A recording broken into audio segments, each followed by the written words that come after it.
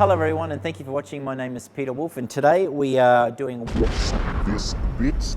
and what's this bit is a pump on an espresso machine, or a commercial espresso machine.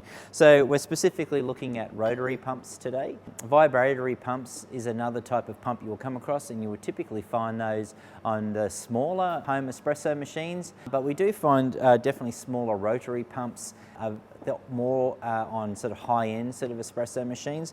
But here we have today a typical pump that comes off a normal machine. So I've got a couple here to have a look at, and we'll pull them apart and we'll talk about really the three main things that we need to understand that really make up, I guess, the pump unit, which is the complete unit. So the first thing I want to talk about is this piece right here, which is at the very end. It's either silver or brass, and this is physically the pump. It is a very simple little piece of equipment. It has a shaft here on the end that will connect into the motor, and this shaft basically passes through a bearing, and then what passes through that on the end of that, attached to that, is a little fan or impeller, and as this sort of spins around, this is what pumps the water up to the machine. So as we have a look, typically here in the front, we can see that we have the two screw fittings, or the brass fittings here, that we connect our water to.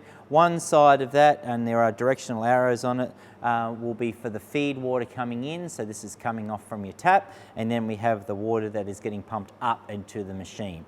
Next to the feed side here that we see is a brass screw and a lock nut, and this is basically for adjusting the pump pressure. You know, if you do see that your pump pressure is dropping down or it's a little bit too high, the key thing is to remember, just lock in a double handle with a normal dose of espresso coffee, lock it in and turn it on the manual flow button, and then adjust this screw to the 9 bars of pressure. So I guess what I'm saying is you always adjust your pump pressure under load.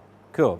So that's what the pump is. The next thing that we come across is the actual motor itself. That's pretty self-explanatory. It is a single-phase AC motor, and this is normally either connected via a plug that we have here on some models, or what we can find, some people are doing some other different types of plug and socket fittings, or it is directly hardwired in through the terminal block on the top here, and that comes down from the espresso machine. As we pull the cap off to the terminal block, what I really want to be showing you is the capacitor. Now on these models we have it as this one right here, or as you can see on this pump here, it does live externally on the outside. And this is a fairly important piece of equipment. So this is a capacitor, and what it really does is it's storing an electrical charge, and what this is basically going to do is going to jolt the motor at the start to help create the momentum through one or two of the windings to create that magnetic field to get the motor to physically spin. If we didn't have this capacitor, as we charge each of the windings electrically, there is no sort of momentum because the charge is applied equally, and so we can't create this sort of magnetic field and create the spinning action that we need. So the capacitor will be directing basically an additional charge to those windings to create that sort of spinning action. So it is a fairly important piece of equipment. Typically motors last a very long time, and we don't see too many problems with them. They typically don't like being run out of water, so definitely making sure that your water supply coming into the pump is not the problem. And so if they do tend to overheat, they will close down. The other thing that I would be basically looking at in terms of our pumps, if there is any sort of problems to it, if you are hearing a humming sound coming to the pump, it could be that simply that this particular bearing here is a little bit seized, and this may be simply because that we've had the machine in storage or it hasn't been used for a while and it's a little bit sticky. So the first thing that I would normally do is take off the cover here on the back of the roaster. I've prepared one for you earlier.